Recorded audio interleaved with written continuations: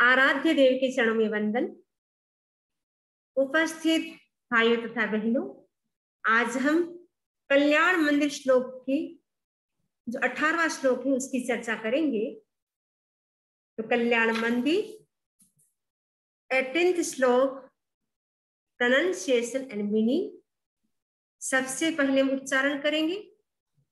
त्वामेव वीततमसं परवादिनोऽपि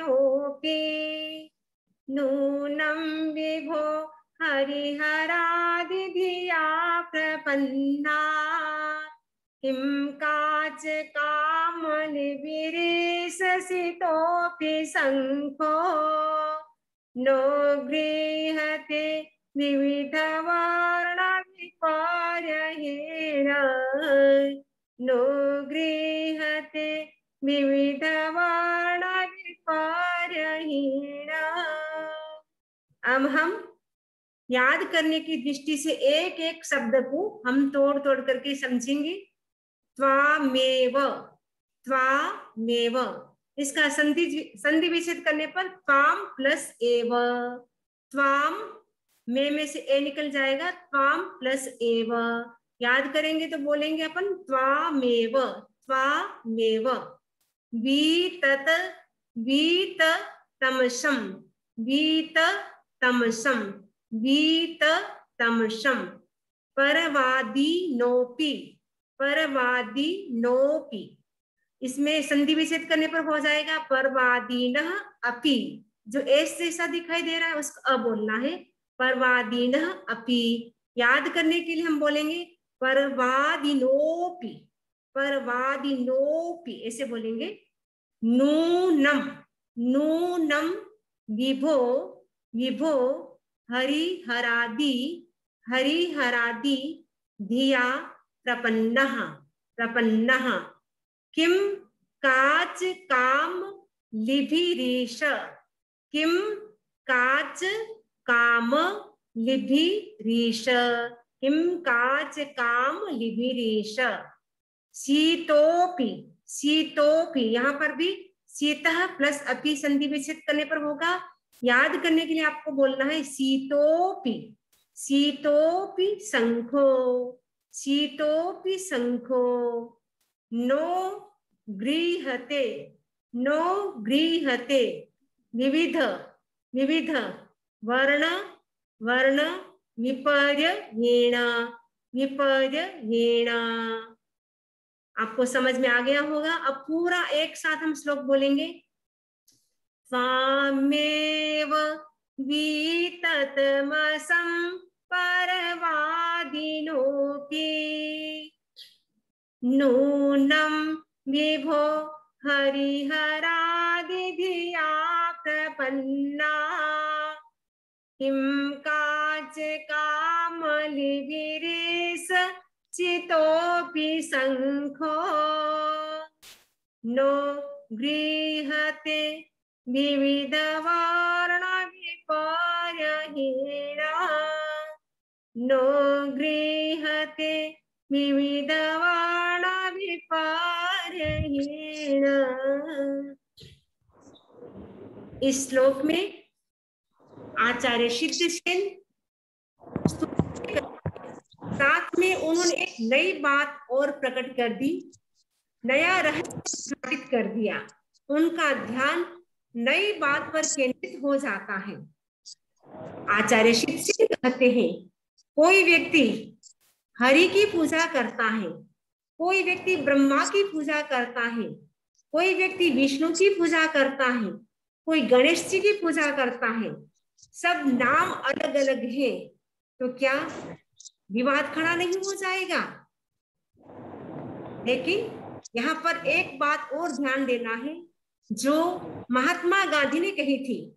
महात्मा गांधी ने कहा था, राम कहो चाहे अल्लाह कहो, दोनों नाम अलग अलग हैं लेकिन दोनों ही एक ही है, क्योंकि शुद्ध आत्मा जो है वो चाहे उसको राम कहो, चाहे अल्लाह कहो, चाहे ईश्वर कहो, सब एक ही बात है। कोई उसको राम कहता है, कोई अल्लाह कहता है, कोई अरहत कहता है। तो नाम अलग अलग है लेकिन यहाँ पर कोई विवाद खड़ा नहीं होगा, क्योंकि आचार्य सिद्धसेन कहते हैं वीततमसम वीत तमसम, यानी जिसका तमस यानी अंधकार समाप्त हो गया है, वीत यानी समाप्त हो गया, जिसका अंधकार समाप्त हो गया है, जिसका आवरण समाप्त हो गया है, जो वीतराग बन चुका है, उस आत्मा को मेरा नमस्कार है। चाहे फिर वो हरि के रूप में हो, चाहे हर के रूप में हो, चाहे विष्णु के रूप में हो, कोई मुझे आपत्ति नहीं है। जिसका राग द्वेष समाप्त हो चुका है उसी को व्यक्ति नमस्कार करता है। इसका मतलब है प्रभु वो आप ही हैं, वो भले किसी अन्य वेश में हो, चाहे अन्य रंग में हो, उसमें कोई भी फर्क नहीं पड़ता है, लेकिन उस व्यक्ति को नमस्कार करना है जिसका राग द्वेष समाप्त हो चुका है।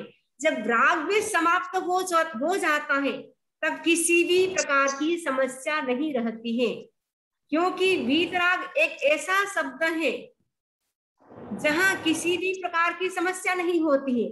समस्या वहां होती है जहां राग होता है, जहां द्वेष होता है। जब राजा कुमारपाल सोमनाथ मंदिर में जा रहे थे तो कुछ पंडितों ने कहा आपके जो आचार्य हेमचंद्राचार्य हैं क्या वो सोमनाथ मंदिर में आएंगे? राजा कुमारपाल आचार्य सिद्धसेन के पास गए और कहा क्या आप मेरे साथ, कुमारपाल राजा कहते क्या आप मेरे साथ सोमनाथ मंदिर में महादेव जी का दर्शन करने के लिए चलेंगे? आचार्य हेमचंद्राचार्य ने कहा क्यों नहीं, अवश्य चलूंगा। जैसे ही मंदिर में आए, सोमनाथ मंदिर में, तो पंडितों ने कहा आपके जो आचार्य हैं वो शायद महादेव जी को नमस्कार नहीं करेंगे। राजा कुमारपाल ने कहा क्या आप महादेव जी को वंदन करेंगे? आप वंदन करें। आचार्य हेमचंद्राचार्य ने कहा अवश्य करूंगा, क्यों नहीं करूंगा। आचार्य हेमचंद्राचार्य एक श्लोक बोलते हैं, वो बहुत ही महत्वपूर्ण श्लोक है। भवबीजांकुर जनना नागाद्याक्षयमुपागता यस्य ब्रह्मा वा विष्णुर्वा हरो जिनो वा नमस्तस्मै, हरो जिनो वा नमस्तस्मै।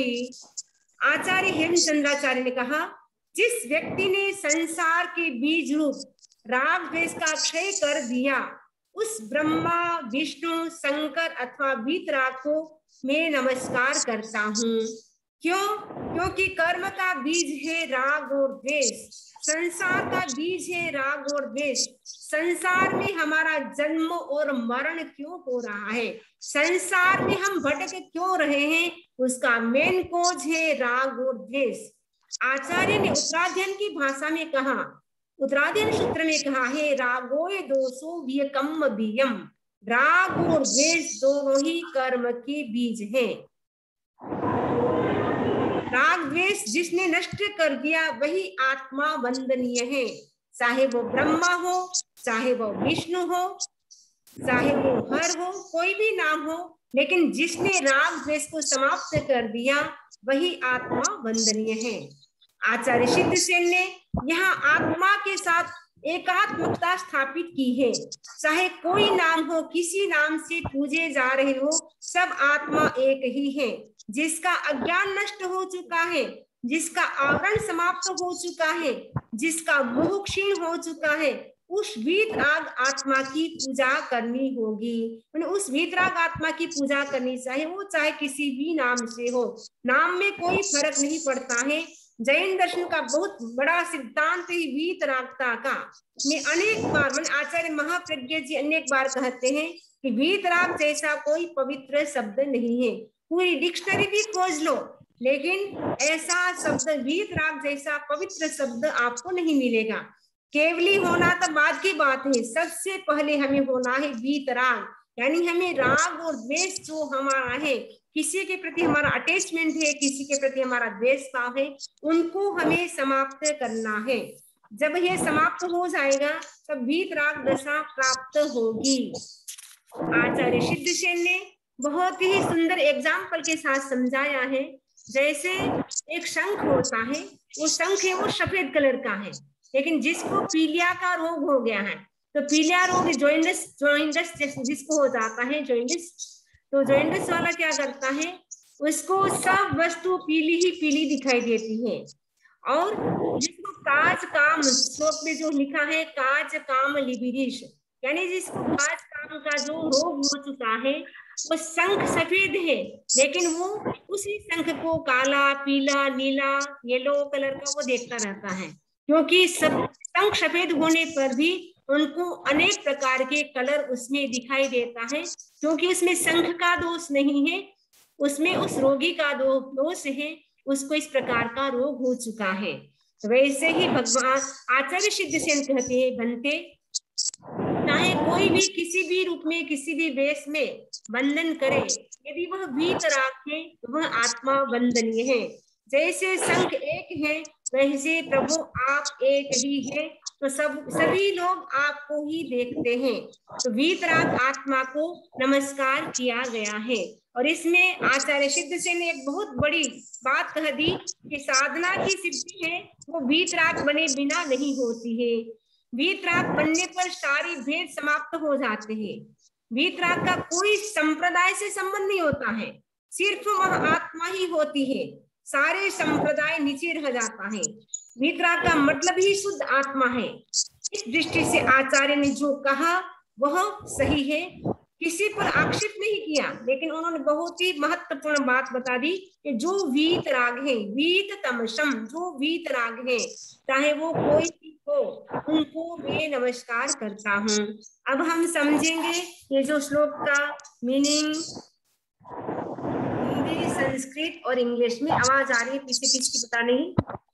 विभो, हे विभो, नूनम निश्चित रूप से, सर्टेनली, परवादिनः अन्य मतावलंबी, अदर रिलीजियस अपि भी ठू हरिहरादि धिया, हरिहर आदि की बुद्धि से, with the wisdom of Harihar etcetera, त्वाम आपको, यू एव ही, है ही की मात्रा छूट गई है, ही एव का मतलब है ही, कंसिडरिंग वीत तमसम वीतराग स्वरूप वाले, लाइक गॉड, प्रपन्न स्वीकार करते हैं, एक्सेप्ट, ईसह, हे गॉड, किम क्या, वॉट, काज काम लिभि, पीलिया रोग वाला, जॉइंडिस्ट, सीतो सफेद, वाइट, शंखो यानी शंख को, कौंच सेल, अपि यानी भी, ठू, किम माने क्या, वॉट, विविध वर्ण विपर्येण, नाना रंग विपर्येशे, नीला, पीला आदि, multi coloured colour, reversal blue, yellow etcetera, नो गृह्यते, ग्रहण नहीं करता, डज नॉट एक्सेप्ट, अर्थात वो ग्रहण करता है। रंग जो शंख है वो सफेद है, फिर भी जिसको पीलिया रोग हो गया है वो क्या करता है, अलग अलग प्रकार के रंगों को स्वीकार करता है। सफेद होने पर भी वो येलो, नीला, पीला आदि शंख को वो स्वीकार करता है। अब हम हिंदी, गुजराती, अंग्रेजी में जो भावार्थ है, जो हमने मीनिंग समझा, उसी का भावार्थ यह बता रहे हैं आचार्य सिद्धसेन। हे प्रभु, अन्य मतावलंबी जो हरिहरादि देवों की पूजा करते हैं, शो मेरी समझ में आप ही को वे अपने मिथ्यात्म आदि के प्रभाव से हरिहरादि समझकर पूजते हैं। जैसे पीलिया रोग वाला सफेद शंख को भी पीला समझकर ग्रहण करता है।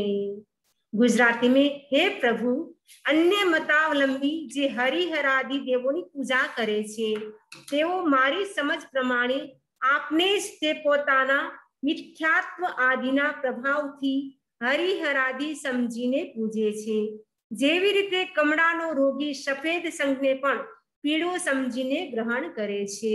इंग्लिश में हम समझेंगे।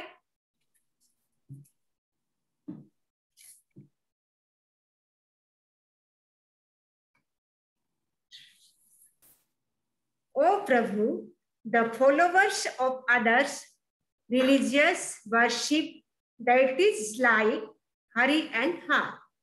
To me it appears that they in fact venerate only you, considering you to be Hari or her, under the influence of their unrighteousness. In the same way as a jaundiced person accepts a white conceal, considering it to be yellow. यानी इस श्लोक से हमें ये प्रेरणा मिलती है।